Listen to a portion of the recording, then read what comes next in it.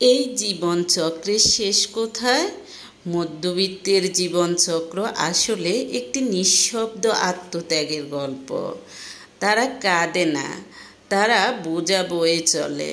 তারা চায় না বেশি কিছু, চায় শুধু সম্মান, একটু নিশ্চিন্ত ভবিষ্যৎ, আর একটি দিনের জন্য হলেও চিন্তামুক্ত জীবন। এই প্রবন্ধটি তাদের জন্য যারা সমাজের সব ভার মাথায় নিয়ে চলে, কিন্তু তবুও থেকে যায় আড়ালে, নীরবে, নিঃশব্দে, মাথা নিচু করে।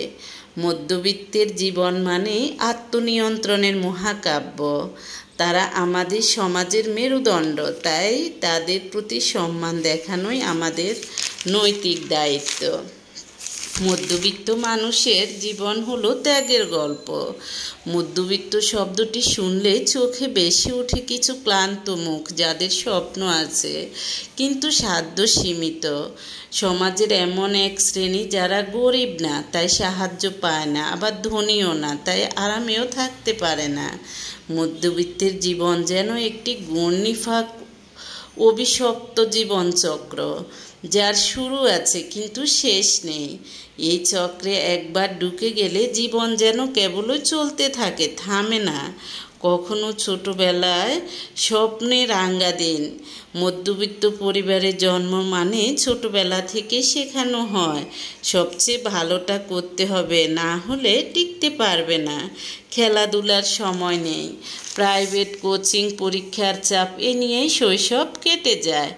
ঈদের নতুন জামা আসে, কিন্তু সেটাও সীমিত বাজেটে।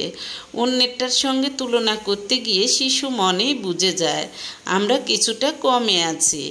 দায়িত্বের বেড়াজালে হারিয়ে যাওয়া যুবক বা যুবতী হওয়ার সঙ্গে সঙ্গে জীবনের ভার এসে পড়ে কাঁধে।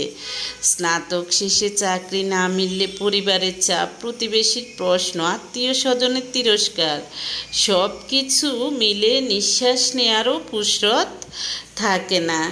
একটা গল্পে অর্থাৎ একটা ভালো চাকরি পেলেই শান্তি নয়, বরং শুরু হয় বাড়িতে টাকা পাঠাও, বোনের বিয়ে, মায়ের ঔষধ, ছেলের স্কুল ফি ইত্যাদি দায়িত্বের পাহাড়।